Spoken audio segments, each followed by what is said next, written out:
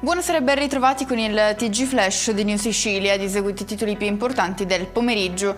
In apertura il punto fatto all'Ars dal Presidente della Regione Renato Schifani in merito all'operato del suo governo in Sicilia.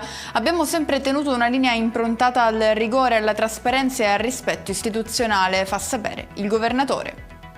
Incidente sull'autostrada A18 Messina-Catania tra un mezzo pesante fermo in corsia di emergenza e un auto articolato in transito, coinvolto anche il personale del Consorzio per le autostrade siciliane impegnato nelle operazioni di assistenza. Il bilancio è di 3 feriti affidati alle cure dei sanitari. Le famiglie e le imprese danneggiate dalla frana di Niscemi potranno presentare domanda entro il prossimo 3 agosto per ottenere parte dei 300.000 euro messi a disposizione dal Movimento 5 Stelle grazie al taglio degli stipendi dei parlamentari del movimento. Successo al polo universitario penitenziario di UniCT per un detenuto del carcere di Augusta. Giuseppe, catanese di 31 anni, si è laureato con 100 e lode in Scienze e Tecnologie per la ristorazione e la distribuzione degli alimenti mediterranei. Una concreta testimonianza del valore dell'istruzione come strumento di riscatto, cambiamento e inclusione sociale.